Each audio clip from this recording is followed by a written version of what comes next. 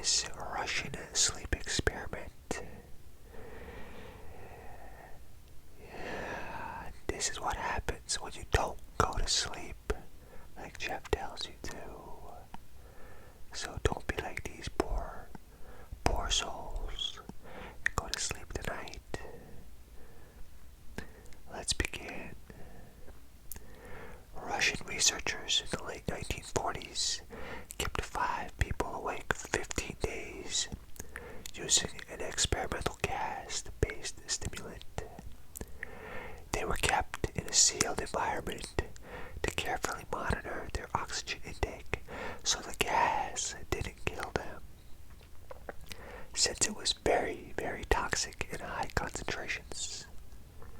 This was before closed circuit cameras, so they had only microphones and 5-inch thick glass porthole-sized windows into the chamber to monitor them. The chamber was stocked with books, cots to sleep on, but no bedding, running water and toilet, and enough dried food to last all 5 for over a month. The test subjects were political prisoners deemed enemies of the state during World War II. Everything was fine for the first 5 days. The subjects hardly complained, having been promised falsely that they would be freed if they submitted to the test and did not sleep for 30 days. Their conversations and activities were monitored, and it was noted they continued to talk about increasingly traumatic incidents in their past, and the general tone of their conversations took on a darker aspect after the 4-day mark. After 5 days, they started to complain about the circumstances and events that led them to where they were, and started to demonstrate severe paranoia. They stopped talking to each other and began alternatively whispering to the microphones and one-way mirrored portholes. Oddly, they all seemed to think they could win the trust of their experimenters by turning over their comrades, the other subjects in captivity, with them. At first, the researchers suspected this was an effect of the gas itself. After 9 days, the first of them started screaming. He ran the length of the chamber, repeatedly yelling at the top of his lungs for 3 hours straight. He continued attempting to scream, but was only able to produce occasional squeaks. The researchers postulated that he had physically torn his vocal cords. The most surprising thing about this behavior is how the other captives reacted to it, or rather, didn't react to it at all. They continued whispering to the microphones until the second of the captives started to scream. The 2 non-screaming captives took the books apart, smeared page after page with their own feces, and pasted them calmly over the glass portholes. Screaming promptly stopped, so did the whispering to the microphones. After 3 more days passed, the researchers checked the microphones hourly to make sure they were working, since they thought it impossible that no sound could be coming with 5 people inside. The oxygen consumption in the chamber indicated that all 5 must be alive. In fact, it was the amount of oxygen 5 people would consume at a very heavy level of strenuous exercise. On the morning of the 14th day, the researchers did something they said they would not do to get a reaction from the captives. They used the intercom inside the chamber, hoping to provoke any response from the captives they were afraid were either dead or vegetables. They announced, "We are opening the chamber to test the microphones. Step away from the door and lie flat on the floor, or you will be shot. Compliance will earn one of you your immediate freedom." To their surprise, they heard a single phrase in a calm voice respond, "We no longer want to be freed." Debate broke out among the researchers and the military forces funding the research. Unable to provoke any more response using the intercom, it was finally decided to open the chamber at midnight on the 15th day. The chamber was flushed of the stimulant gas, and filled with fresh air.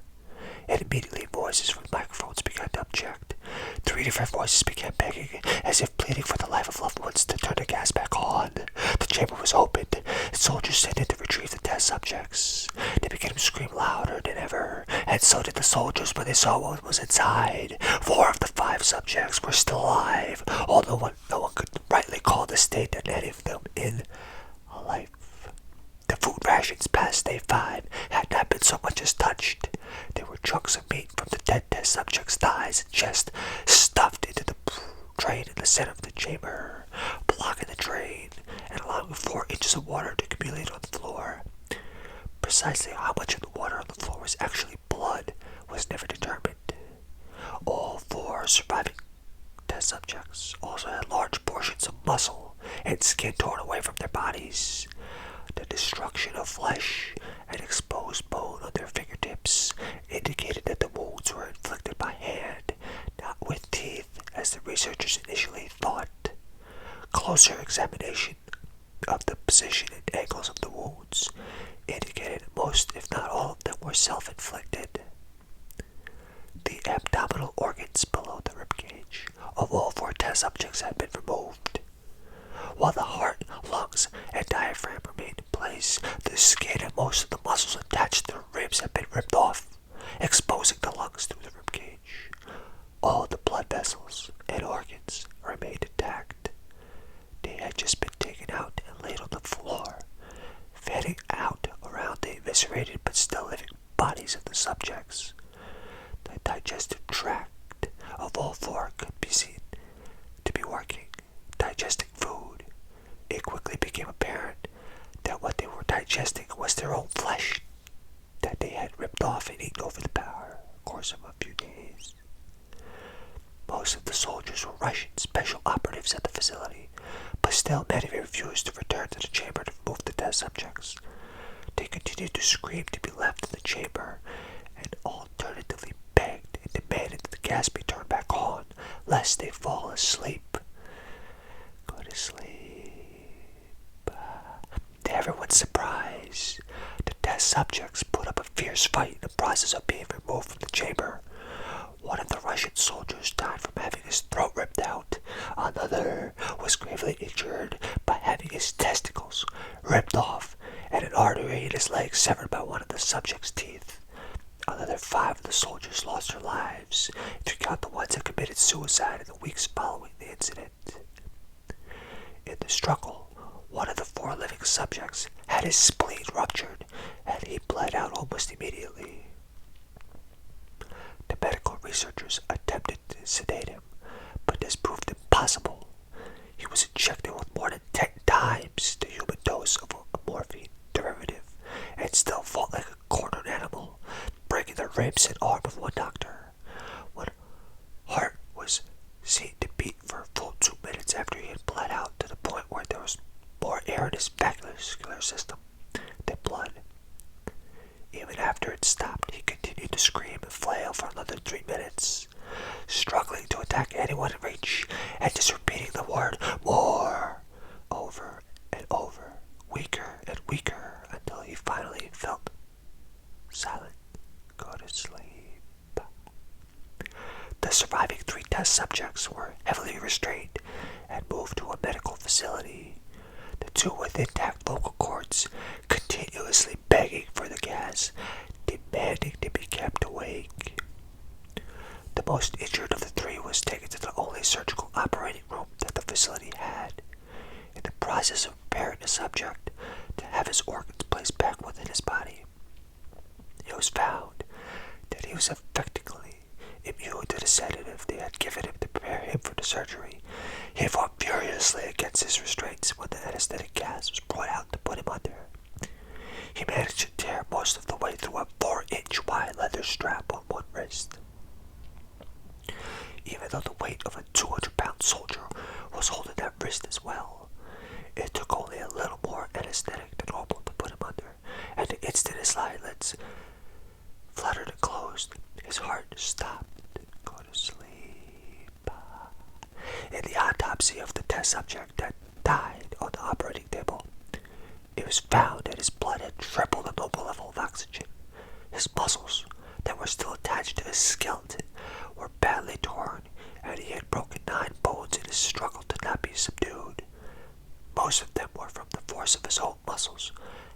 on them. The second survivor had been the first of the group of 5 to start screaming. His vocal cords destroyed, he was unable to beg or object to surgery, and he only reacted by shaking his head violently in disapproval when the anesthetic gas was brought near him. He shook his head yes when someone suggested, reluctantly, they tried the surgery without anesthetic, and did not react for the entire 6-hour procedure of replacing his abdominal organs and attempting to cover them with what remained of his skin. The surgeon presiding stated repeatedly that it should be medically impossible for the patient to still be alive. One terrified nurse assisting the surgery stated that she had seen the patient's mouth curl into a smile several times whenever his eyes met hers. When the surgery ended, the subject looked at the surgeon and began to wheeze loudly, attempting to talk while struggling. Assuming this must be something of drastic importance, the surgeon had a pen and pad fetched so the patient could write his message. It was simple. Keep cutting. The other 2 test subjects were given the same surgery, both without anesthetic as well, although they had to be checked with the paralytic for the duration of the operation. The surgeon found it impossible to perform the operation while the patients laughed continuously. Once paralyzed, the subjects could only follow the attending researchers with their eyes. The paralytic cleared their system in an abnormally short period of time, and they were soon trying to escape their bonds. The moment they could speak, they were again asking for the stimulant gas. The researchers tried asking why they had injured themselves, why they had ripped out their own guts, and why they wanted to be given the gas again. Only one response was given. I must remain awake. All 3 subjects' restraints were reinforced, and they were placed back into the chamber, awaiting determination as to what should be done with them. The researchers, facing the wrath of the military benefactors for having failed the stated goals of their projected considered euthanasia, the surviving subjects, the commanding officer, a former KGB agent, instead saw potential and wanted to see what would happen if they were put back on the gas. The researchers strongly objected, but were overruled. In preparation for being sealed in the chamber again, the subjects were connected to an EEG monitor and had their restraints padded for long-term confinement. To everyone's surprise, all 3 stopped struggling the moment it was let slip that they were going back on the gas. It was obvious that at this point all 3 were putting up a great struggle to stay awake. One of the subjects that could speak was humming loudly and continuously. The mute subject was straining his legs against the leather bonds with all his might, first left, then right, then left again, for something to focus on. The remaining subject was holding his head off his pillow and blinking rapidly. Having been the first to be wired for EEG, most of the researchers were monitoring his brainwaves in surprise. They were normal most of the time, but sometimes flatlined inexplicably. It looked as if he were repeatedly suffering from brain death before returning to normal. As they focused on paper scrolling out of the brainwave monitor, only one nurse saw his eyes slip shut at the same moment his head hit the pillow. His brainwaves immediately changed to that of a deep sleep, then flatlined for the last time as his heart simultaneously stopped. The only remaining subject that could speak started screaming to be sealed in now. His brainwaves showed the same flatlines as one who had just died from falling asleep. The commander gave the order to seal the chamber for both subjects inside, as well as 3 researchers. One of them, named 3, immediately drew his gun and shot the commander point blank between the eyes, then turned the gun on the mute subject and blew his brains out as well. He pointed his gun at the remaining subjects, still restrained to a bed, as the remaining members of the medical and research team fled the room. I won't be locked in here with these things. Not with you, he screamed at the man strapped to the table. What are you? He demanded. I must know. The subject smiled. Have you forgotten so easily? The subject asked, We are you. We are the madness that lurks within you all, begging to be free at every moment in your deepest animal mind. We are what you hide from in your beds every night.